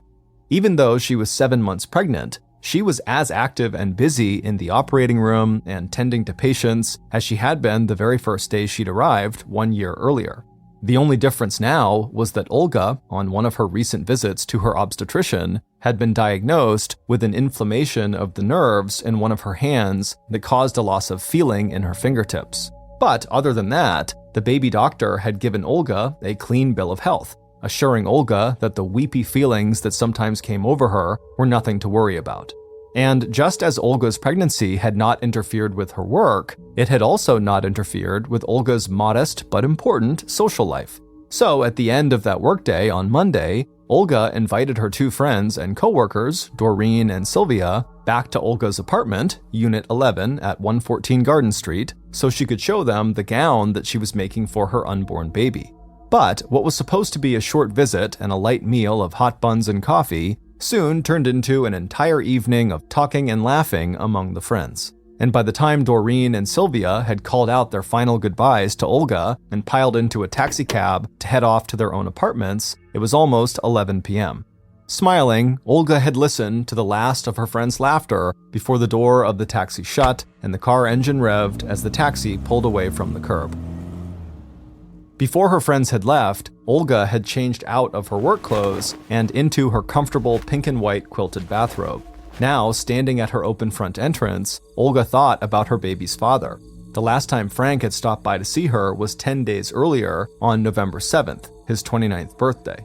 Sighing, Olga stepped back and closed and locked the glass door. She was so preoccupied that she barely heard the sound of another car with a loud engine slowly driving down the street outside the front of Garden Apartments. Still thinking about Frank, she could hardly believe that it was only a year ago that they had first met in Cottage Hospital at the bedside of Frank's mother. When Olga's obstetrician had recently suggested that Olga's weepiness might be caused by temporary depression, she knew he was right. Because even after everything that had happened, Olga still loved the man she had once married. But just as she had written to her mother and father 5 days earlier in her last letter home, Olga also knew that life was short, and she was determined to enjoy the rest of it with or without Frank Duncan. And putting Frank out of her mind, Olga turned her thoughts to her mother's upcoming visit, which was planned to begin in just 6 weeks. Olga couldn't wait to see her mother's face when she stepped down from the train and got her first good look at Olga's new home. She knew how much her mother would love Santa Barbara, with its landscape of Spanish-style architecture and red clay tile roofs, and the streets and lawns dotted with palm trees, and once again, Olga thought about how lucky she was just to be there. With that thought in mind, Olga headed to her bathroom to brush her teeth and hang up her robe before turning out the lights and going to bed. But before Olga had even picked up her toothbrush, she was startled by a sudden and very loud knock on the front door of her apartment. Putting her toothbrush back down on the sink counter and pulling her robe even more tightly around her, Olga stepped back into her bedroom. After a moment's hesitation and wondering if maybe this was Frank, Olga ran her fingers through her auburn curls, then walked in the direction of her unexpected visitor. The next day, on Tuesday, November 18th, 1958, Olga Duncan, who was scheduled to assist in a morning surgery, did not report to work at Cottage Hospital. She also wasn't answering her phone. This was so completely unlike Olga, who had not missed a single day of work despite being pregnant, and despite all the upheavals in her personal life, that two of her coworkers left the hospital right away to go to Olga's apartment just to make sure that she was okay. But instead of finding that Olga had just overslept, which is what they told each other must have happened, when they got to Garden Apartments, they found the sliding glass door of Olga's apartment open. And inside of her apartment, they could see that the lights were on and the bed had been turned back, but it had not been slept in. The neat pile of baby clothes was exactly where Olga had left it, folded up on the couch, and sitting on her dresser was the purse that Olga never failed to carry with her anytime she left her apartment. And Olga's friends weren't the only people standing next to the open glass door of Olga's apartment, trying to make sense of a situation that was suddenly starting to appear very scary and suspicious. Joining them was the apartment manager, Dorothy Barnett, whose eyes, behind her rhinestone-trimmed glasses, were filled with worry and concern. Dorothy had always had a soft spot for her young Canadian tenant and had often referred to Olga as a lovely girl. Olga had always been friendly, quiet, and never late with her rent, just the kind of person that the older landlady would have liked to see in every one of her units. A few minutes later, Frank Duncan would get an urgent call from his office. According to Frank's secretary, it was a woman named Dorothy Barnett, and she was calling to inform Mr. Duncan that Olga had disappeared. Frank received this message while he was in court, representing a client named Marciano Esquivel. Stepping away from the courtroom as soon as he could, Frank called the Santa Barbara police station to report that his wife, Olga Duncan, was missing. What Frank did not know, as he returned to the courtroom, was that Marciano Esquivel's wife, Esperanza, had very recently extorted money from Frank's mother, Betty Duncan. At the police station, the officer who took Frank's call had asked Frank what he knew or thought of Olga's apparent disappearance. Unlike Dorothy Barnett and Olga's 2 hospital co-workers, Frank was concerned, but not alarmed. According to Frank, Olga had been angry with Frank, and that's why she might have left. Or maybe she had decided to go back to her hometown in Manitoba, Canada, and pay a visit to her parents and family. So it wasn't until November 20th, 2 days later, when there was still no sign of Olga, that police issued a missing persons bulletin and assigned a detective to investigate. Over the next 3 weeks, several different officers from the Santa Barbara Police Department would follow up on a variety of tips and leads in their search for Olga Duncan. But it was during the first 72 hours that police developed their initial theory of the case. Based on their examination of Olga's apartment and the interviews with the nurses who had visited with Olga the night before she disappeared, police quickly decided that Olga must have somehow been taken from her apartment against her will. This was based on the fact that she had not made any plans to visit family or friends in Canada or anywhere else that police were aware of, and Olga had left behind all the documents and belongings that people would normally carry with them on any kind of trip. In addition to leaving her purse on top of her dresser, she also left behind all of her luggage, her passport, and her driver's license. And then there was the witness statement that Olga's landlady provided to the police. According to Dorothy, after she heard Olga's friends leaving Olga's apartment at about 11 p.m. on the night of Monday, November 17th, Dorothy reported hearing footsteps on the stairs outside of her own bedroom window. At the time, she believed she was hearing one of her neighbors, but the next day, when Olga was gone, those neighbors told Dorothy no, they had not been walking outside late the night before. The police also ruled out 2 other possible scenarios. Since nothing of value seemed to be missing from Olga's apartment, it did not seem likely that this was some kind of robbery gone wrong. They also ruled out any connection between Olga's disappearance and reports from several days earlier about a man or men who had harassed 2 teenage girls in towns outside of Santa Barbara. Instead, the one person police were most interested in speaking with was Frank Duncan, the father of Olga's unborn baby. Even though Frank and his mother Betty both had alibis for the night that Olga disappeared, they spent that evening together watching TV, police were very curious about the role that Frank and Betty had played in Olga's life, especially when Frank himself would eventually admit to police that even after separating from Olga, he continued to visit her, a fact that Frank had tried to hide from his mother.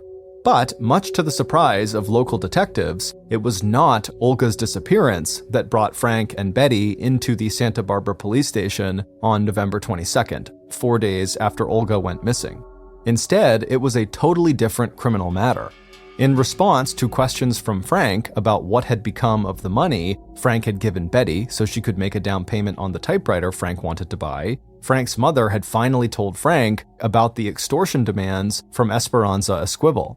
Outraged over the threats that the Esquivels had made to his mother, that unless she paid them back the legal fees he had charged them, they would physically harm Frank, Frank dragged his mother off to the police station to file a formal complaint against Esperanza and her 2 enforcers, charging them with extortion and blackmail. Betty explained to police that she had given one of Esperanza's enforcers $150, but now they had bumped up their demand from a total of $500 to $2,000. And unless police could find and jail Esperanza's enforcers, Betty was worried that she and Frank would never be safe, especially since Betty had never gotten a close enough look at the men's faces to be able to recognize and identify them. What puzzled the police was that Frank did not seem at all worried about whether Olga's life might also be in danger. If these extortionists or blackmailers or whoever they were would harm the attorney and his mother, why would they ignore the mother of Frank's unborn baby? But without any hard evidence to connect Olga's disappearance to the extortion scheme, and without a description from Betty about what these enforcers looked like, all police could do was set up phone taps on Frank's and Betty's home telephones in case the extortionists tried to contact Betty or Frank by phone. Meanwhile, by the end of November, so roughly 2 weeks since Olga's disappearance, the key figures in the investigation had already started to move on with their lives. Betty was still working with Santa Barbara police, looking at mugshots of potential suspects in her extortion case, but still not able to make any positive IDs. Due to the publicity surrounding Olga's disappearance, Frank had left Betty and Santa Barbara and moved 95 miles south to Los Angeles to look for a new job. And by December 10th, not only had Frank found work, he was also spotted stepping out on a date with a new, attractive woman he'd met in San Francisco. But on December 12th, 3 weeks after Olga's disappearance, and 2 weeks after Betty had told police about her blackmailers, Olga's disappearance would once again take center stage in Frank and Betty's lives. That's when 30-year-old Santa Barbara detective Charles Thompson literally stumbled on the information that would break the mystery of what happened to Olga wide open. Only recently assigned to the extortion and missing person cases, Detective Thompson had decided to re-interview friends and acquaintances of Olga, Frank, and Betty.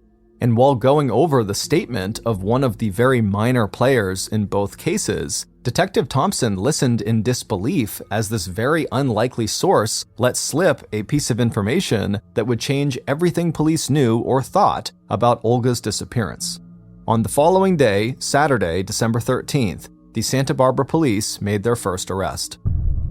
And on Sunday, December 21st, so 1 month and 4 days after Olga's disappearance, 3 Santa Barbara detectives were standing next to their parked police car at the edge of Casitas Pass Road, 17 miles south of Santa Barbara and just over the line into Ventura County. In front of them was a narrow, steep-sided gully that sloped about 20 feet down from the deserted 2-lane highway.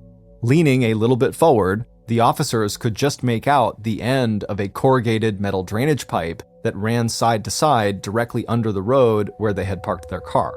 Standing next to the detectives was the passenger who had come with them from the Santa Barbara police station.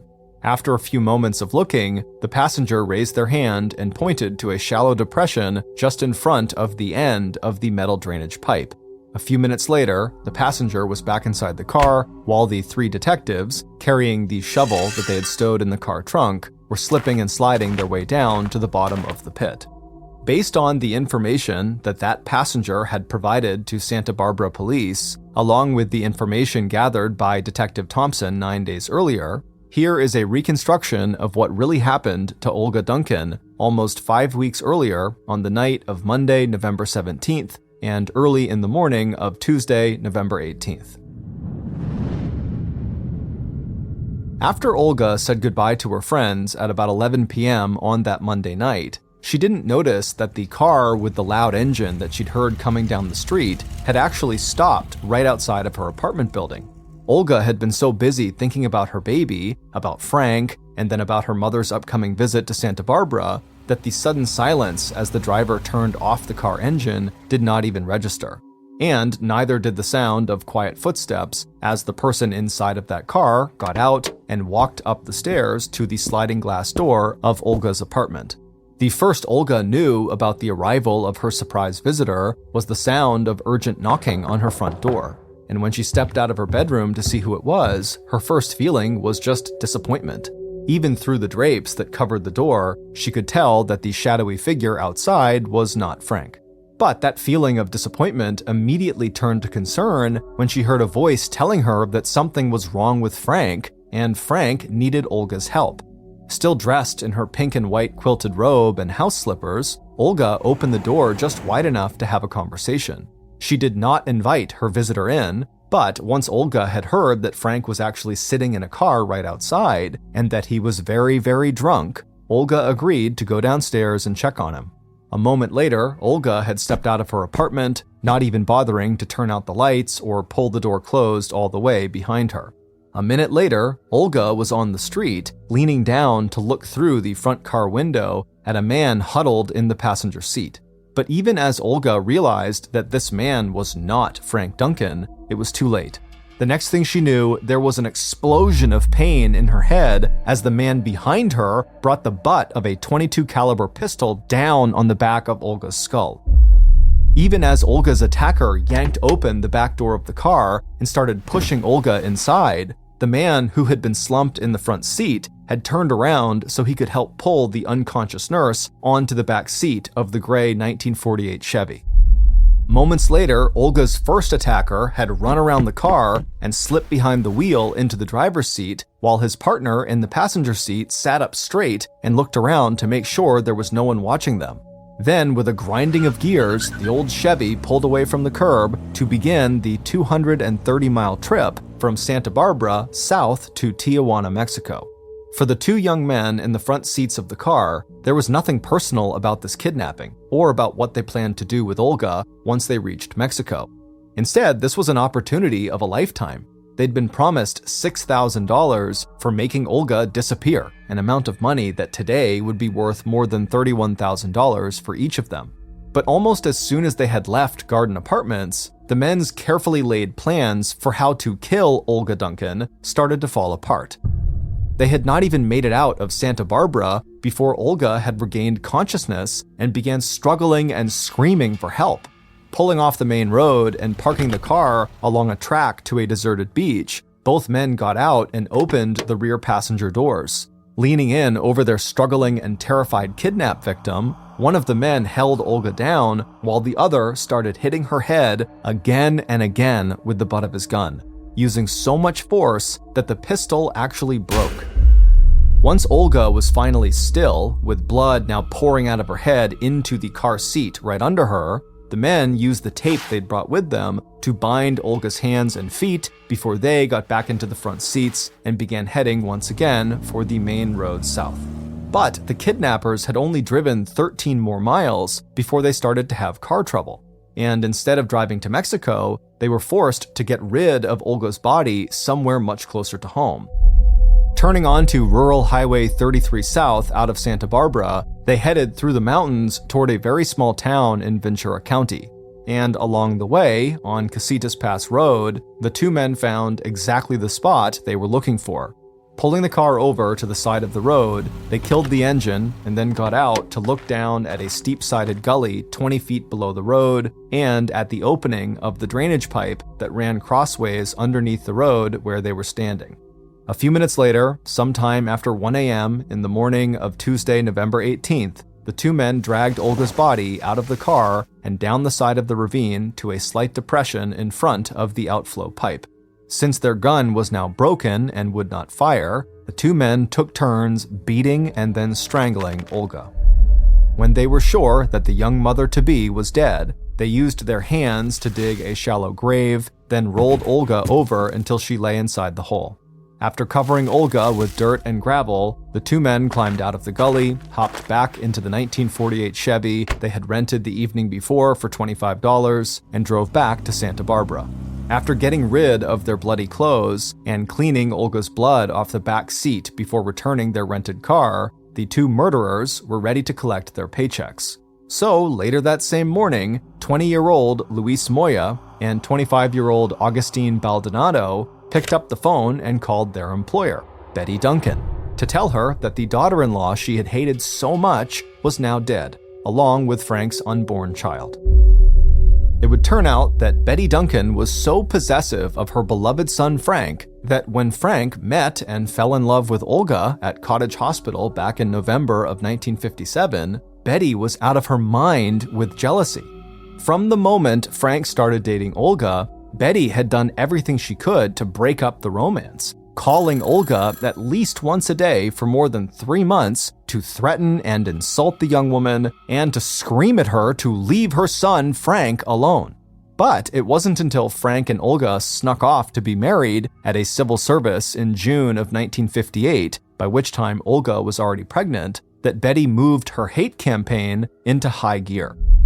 On the couple's wedding night, Betty, who had found out about the marriage from a switchboard operator at Cottage Hospital, showed up at the apartment that Frank and Olga had rented and demanded that Frank come back to the apartment he shared with his mother.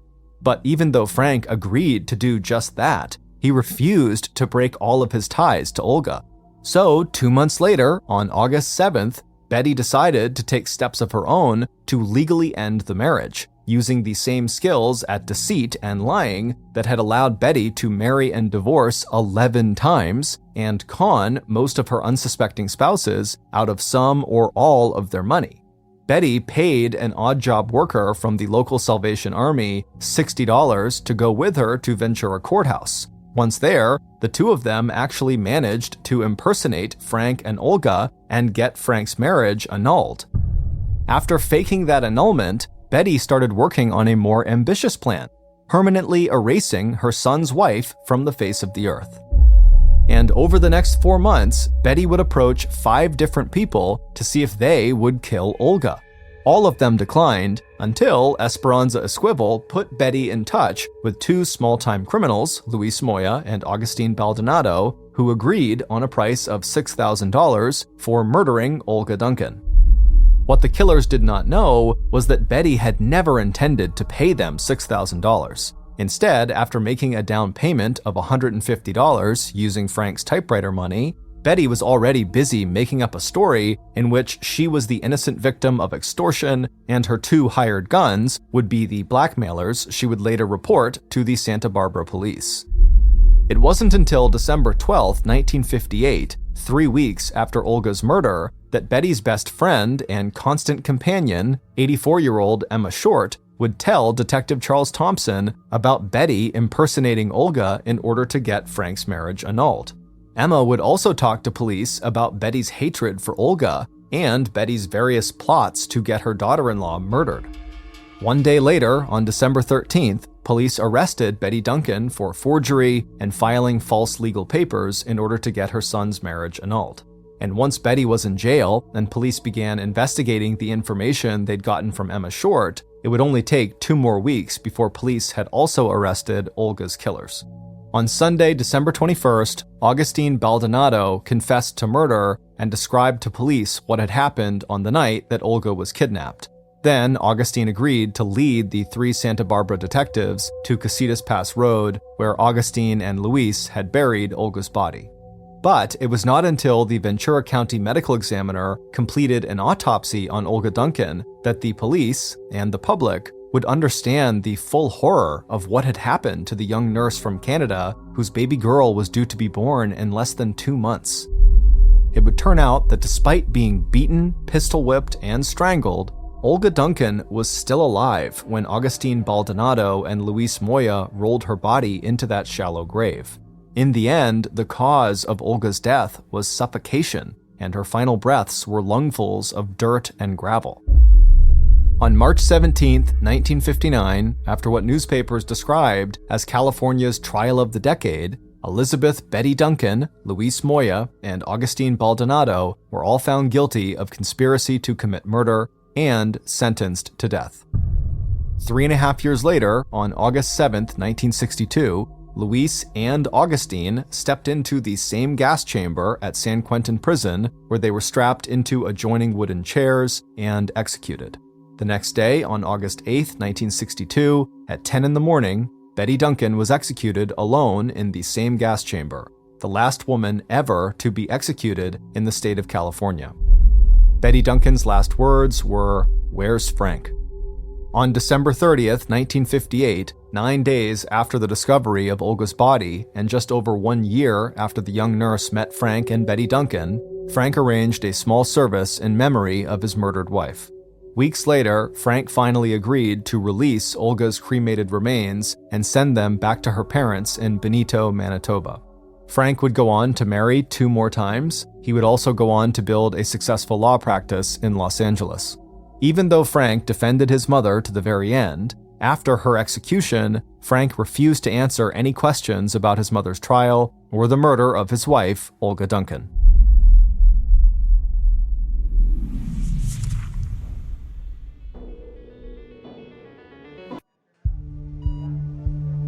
It was February 24th, 1991, and Jennifer Jackson was at a hospital in St. Louis, Missouri. She was in labor, and she was about to give birth to her second child. And she was doing it alone. Her boyfriend and the father of this child, Brian Stewart, was an Army medic, and currently he was deployed to the Middle East, so he couldn't be there for the birth. Brian was heartbroken that he couldn't be there for this big moment. He was so excited to become a dad. Before leaving for this deployment, he'd given Jennifer a framed poem he had written about becoming a parent. And whenever they spoke on the phone, Brian couldn't wait to hear about Jennifer's latest ultrasound and how big the baby was getting. And through it all, Brian had just one request about the baby boy who would be born while he was overseas. He wanted Jennifer to name this child after him.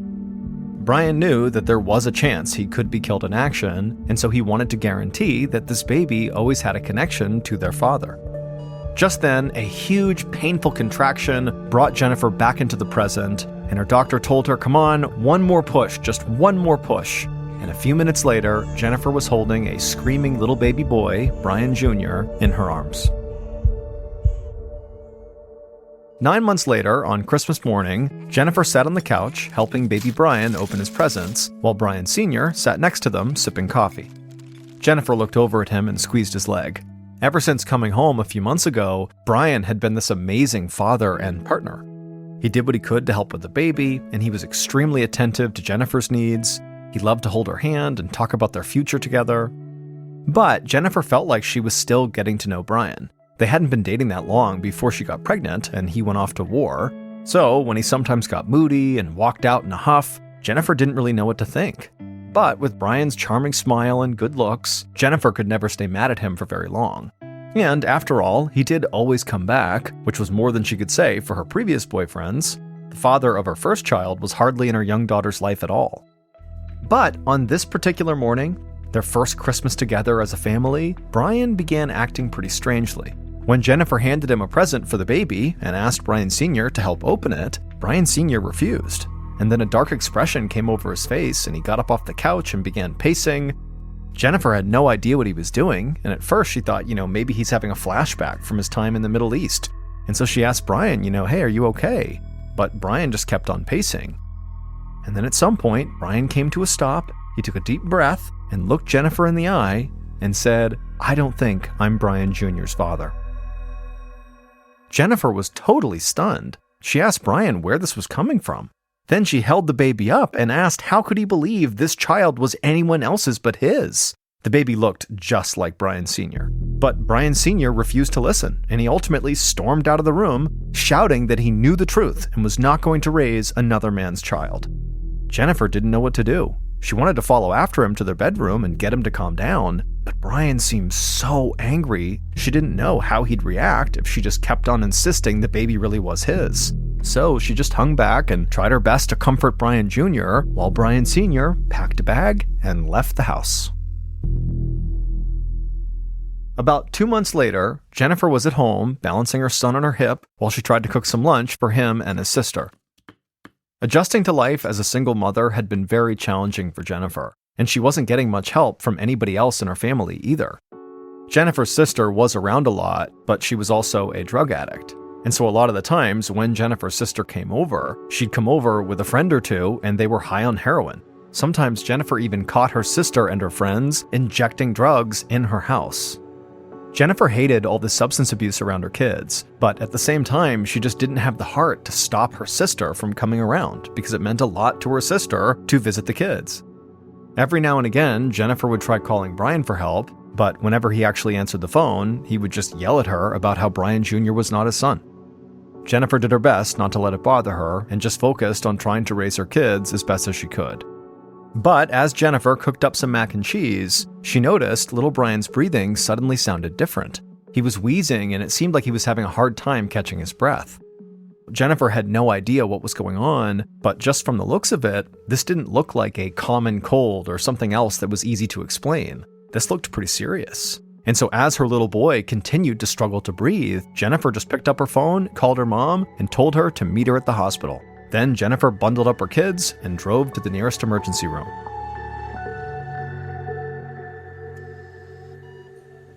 A few hours later, Jennifer was sitting beside little Brian's crib at St. Joseph's West Hospital in Lake St. Louis. The baby was hooked up to an IV, as well as all sorts of monitors that measured his vitals. Thankfully, though, he was now breathing normally. Little Brian's pediatrician, Dr. Linda Steele Green, was treating the baby for pneumonia and asthma, a chronic disease that can make breathing difficult. The doctor explained that Brian Jr. had an asthma attack, but she had given him some treatments to stabilize him. For Jennifer, this diagnosis was both relieving and kind of daunting. She now knew baby Brian would be okay, but asthma was a condition that her son would have to live with for the rest of his life. Jennifer thought about the baby's father, Brian Sr. Even though he had not been involved in his son's life since he moved out, Jennifer figured she should let him know what was going on. So she used the hospital room's phone to call another hospital where Brian Sr. worked as a lab tech. A few moments later, one of Brian's colleagues answered the call, and Jennifer told them to please find Brian Stewart because his son was at St. Joseph's Hospital. But the person on the other end sounded confused. They asked Jennifer if she was maybe looking for a different Brian Stewart, because the Brian Stewart that worked there had never said anything about having a son. Jennifer almost slammed the phone down in anger. She knew Brian was in denial about being little Brian's father, but this was just disgraceful. Trying to stay calm, she assured the colleague that, oh yes, she had the right Brian Stewart and to please relay this message as soon as possible. After Jennifer hung up, she did her best to put Brian Sr. out of her mind. For now, the only thing that mattered was her baby boy getting better. The next morning, Jennifer was leaning over the edge of little Brian's hospital crib as he slept, holding his hand. The breathing treatments were working, and once the baby woke up, the doctor said he was well enough to go home. Jennifer got up to go pack some things when she suddenly heard someone walk through the door. She turned around, and much to her surprise, Brian Sr. was standing there with his white lab coat folded over his arm. He said he was there to see the baby. Jennifer was definitely surprised to see him. She didn't really know how she felt about it, but at the same time, she was grateful that her ex-boyfriend obviously cared enough about their son that he was here now to visit him in the hospital. Brian Sr. placed his lab coat down on a chair and then walked over to Jennifer and gently took Brian Jr. from her arms. Brian Sr. smiled at the baby and then said to Jennifer that she should take a break and grab a snack. Jennifer smiled and took him up on the offer and headed down to the hospital cafeteria. About 20 minutes later, Jennifer was done with her break, so she stepped back into the elevator and rode it upstairs towards the pediatric floor. When the elevator doors opened, Jennifer heard the unmistakable sound of her own child screaming, and so Jennifer took off running towards her son's room. Once she got there, she found Brian Sr. sitting in a rocking chair, looking terrified and very confused. He was holding little Brian in his arms. The baby was sobbing. Jennifer tried to run over and grab her son, but before she could, nurses rushed in and put little Brian back in his bed and began taking his vitals. They said his blood pressure and pulse were much higher than normal. A moment later, little Brian's pediatrician, Dr. Steele Green, came in to examine him. Jennifer stood off to the side, biting her nails nervously. Finally, after doing the exam, Dr. Steele Green told Jennifer that she couldn't explain why little Brian's vital signs were so off. He was stable now, but whatever had just happened definitely was not an asthma attack. So a decision was made to keep Brian Jr. in the hospital for further observation instead of discharging him like they'd planned. Jennifer turned to Brian Sr. and asked him what happened while she was gone. He just shrugged. He said everything was going fine, Brian Jr. seemed perfectly happy, and then all of a sudden, he was just crying his lungs out. Jennifer asked Brian Sr. if he wanted to stay a bit longer, but he just shook his head and said no. He said he had a lot to do and that he wouldn't be much help here anyway. Then he picked up his lab coat, and after waving goodbye to the baby, he left Jennifer alone to comfort their son. Jennifer stayed in the room with Brian Jr. for the next few days as doctors continued to monitor his progress. Finally, Dr. Steele Green said it was safe for them to go home now. As Jennifer strapped her son into a stroller, the pediatrician told her to look out for asthma symptoms. But beyond that, her baby boy should be just fine. 4 years later, in the spring of 1996, Jennifer ran a bath for Brian Jr., who was now 5 years old. After the frightening hospital visit when he was an infant, Brian's childhood had actually gone as normally as it could. But he hadn't actually seen his father again since that hospital visit. Brian Sr. continued to deny that he was the child's father, and he very clearly did not want to be involved in this baby's life anyway. Jennifer thought ultimately it was for the best. It was Brian Sr.'s loss. Jennifer and Brian Jr. were getting along just fine by themselves. Once the bath was ready, Jennifer squirted some soap on a washcloth and began to get Brian cleaned up. But as she scrubbed him, she noticed something strange. They'd gone to the park earlier, and Brian had gotten a couple of scrapes and cuts like all kids do, but they looked really red and swollen. And some fresh mosquito bites that he had gotten at the park looked huge and inflamed. It was like his body was not properly healing itself. Jennifer helped her son out of the bath and put some bandages on his wounds, and as they walked to his room to get ready for bed, Jennifer noticed Brian Jr. was now walking strangely, like he was having trouble keeping his balance. Jennifer held her son's hands to try to help him walk, and she noticed his palms felt clammy. So Jennifer took his temperature, and she was shocked to see the thermometer read 105 degrees. Even though Brian Jr. had just been in the bath, Jennifer knew Brian's body temperature should not be this high. This was a potentially lethal fever, and he needed medical attention right away.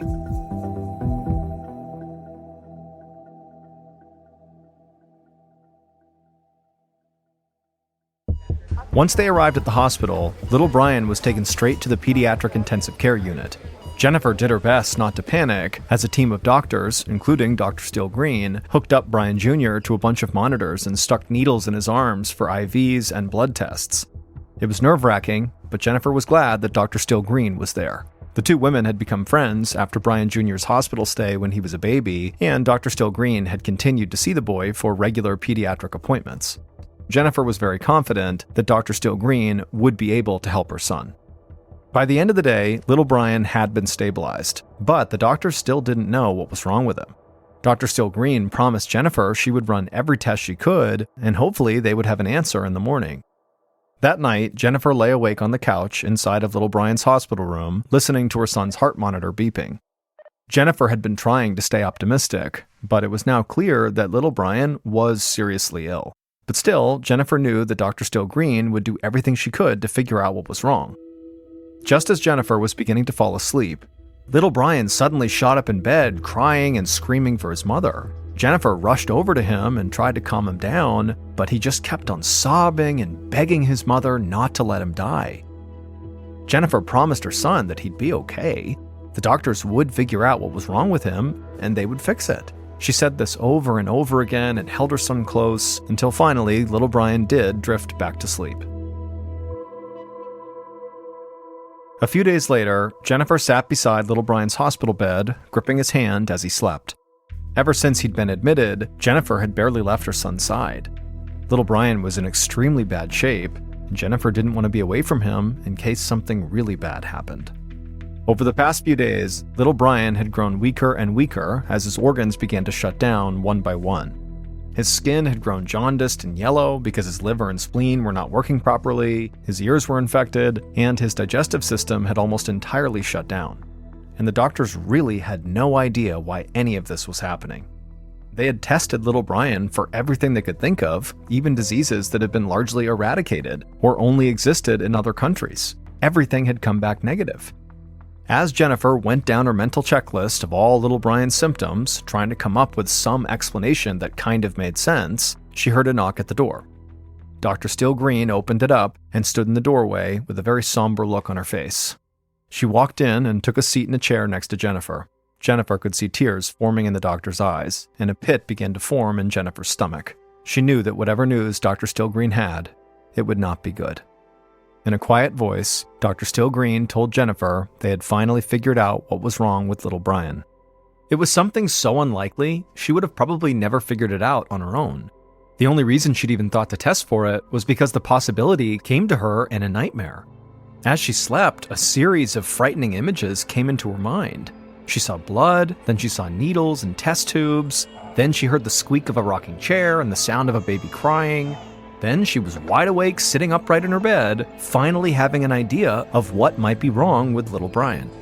Normally, she wouldn't follow her dreams for medical advice, but Dr. Steele Green had been out of ideas, and she was willing to try anything at this point. So they had gone ahead and tested Brian for this really specific, terrible disease, and it would turn out the doctor's nightmare diagnosis was correct. Brian tested positive. Now there was no more sugarcoating. Little Brian didn't have long to live. Because he'd just tested positive for the HIV virus, and it had turned into full-blown AIDS at a time when there was basically no treatments for the disease. HIV can prevent the body from fighting off even the slightest infection.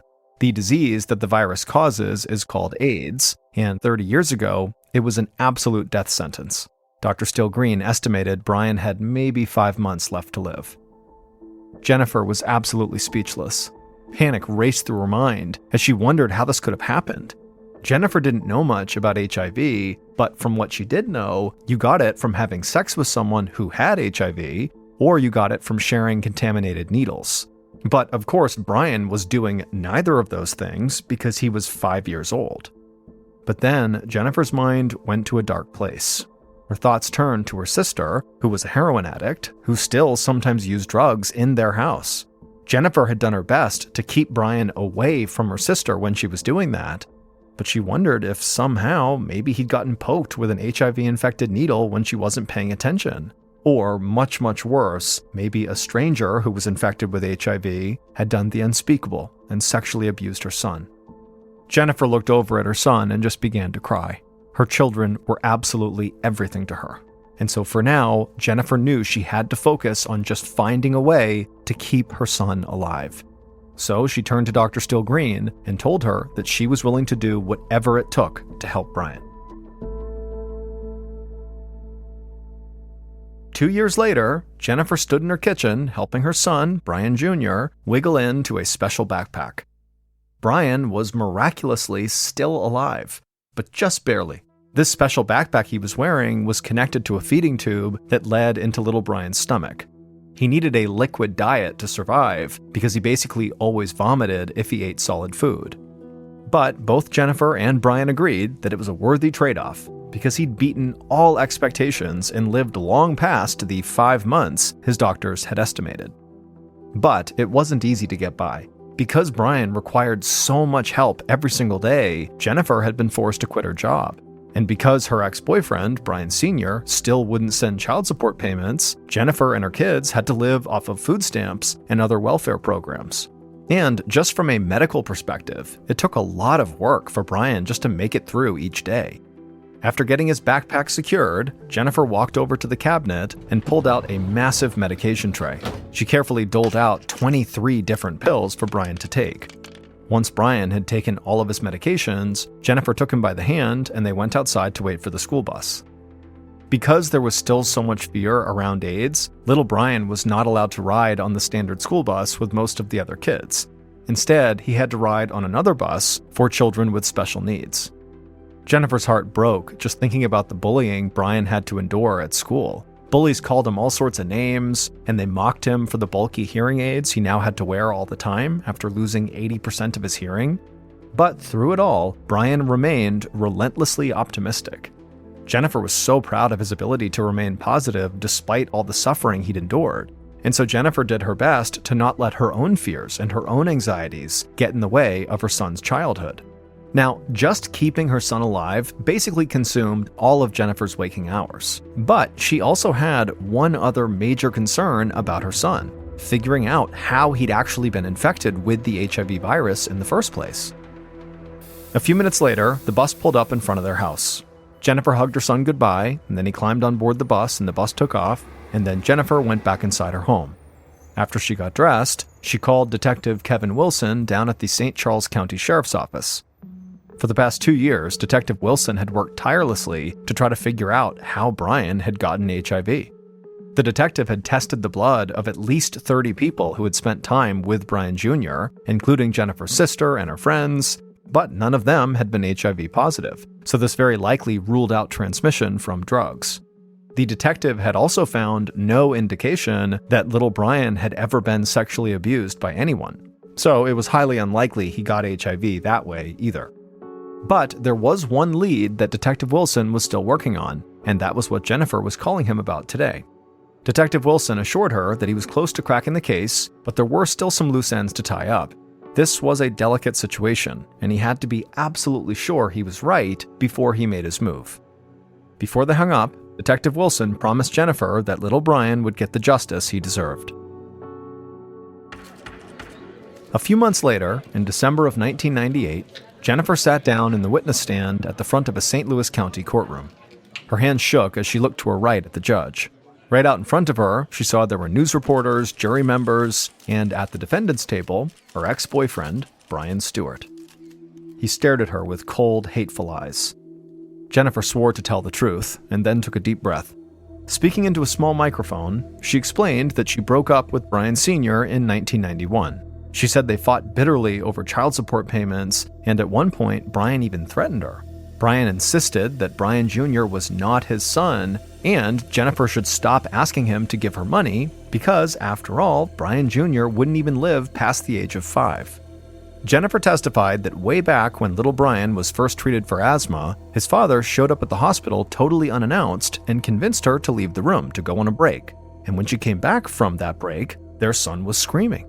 Brian Sr. had left quickly, and that was the last time he ever saw his son. Little Brian seemed okay for the next 4 years until he suddenly developed confusing and terrifying medical problems. Jennifer's voice broke as she recounted all the painful memories. The prosecuting attorney thanked her, and she stepped down from the witness stand. Then the attorney turned to the jury and explained that the answer to this mystery could be found in one place: Brian Sr.'s job. Brian Sr. worked as a hospital lab technician who was responsible for drawing blood from patients. He had access to tons of blood samples, including blood from people who are sick with infectious diseases. Brian Sr.'s work was the missing puzzle piece. With it, the prosecution could explain exactly what happened to little Brian. It went like this. Brian Stewart was an abusive boyfriend who never wanted to be a father, even though he pretended to be very enthusiastic at first. Once he moved out, he was angry over child support payments, so he hatched a plan to make them go away. On the day that 11-month-old little Brian Jr. was supposed to leave the hospital, Brian Sr. showed up carrying his lab coat. Inside his coat pocket was a vial of blood he'd stolen from the phlebotomy lab where he worked. He told Jennifer to go take a break and he would watch the baby, and then while she was gone, he used a tiny butterfly needle to inject his infant son with that contaminated blood, hoping it would eventually kill the baby. That blood came from a patient who was obviously HIV positive. So for the next 4 years, little Brian lived with the HIV virus in his body until it transformed into full-blown AIDS. And by the time the doctors figured out what was happening, the disease had already progressed, seemingly beyond hope. Ultimately, Brian Sr. would be sentenced to life in prison. The story of what he'd done to his own baby son made international news. People were absolutely horrified, but they were also inspired by Brian Jr.'s resilience. In the years following the trial, Brian Jr. continued beating the odds. He made it through elementary and middle school. At 13, he began to find comfort in Christianity, which he said allowed him to forgive his father. Incredibly, Brian Jr. is still alive today. His diagnosis seemed like a death sentence in 1996, but with new scientific advancements, today, AIDS is actually a fairly treatable disease. Brian Jr. now works as a motivational speaker, and he runs a nonprofit called Hope is Vital that aims to reduce discrimination against those living with HIV and AIDS.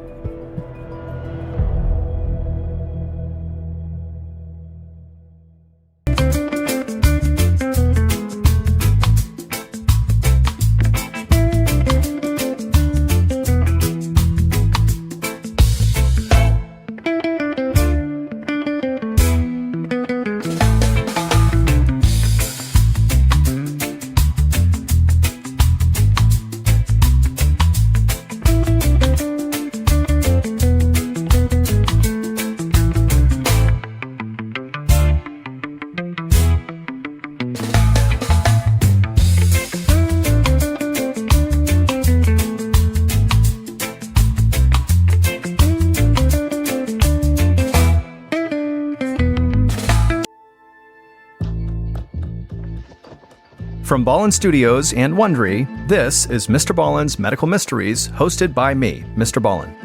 A quick note about our stories: we use aliases sometimes because we don't know the names of the real people in the story, and also, in most cases, we can't know exactly what was said, but everything is based on a lot of research. And a reminder, the content in this episode is not intended to be a substitute for professional medical advice, diagnosis, or treatment. This episode was written by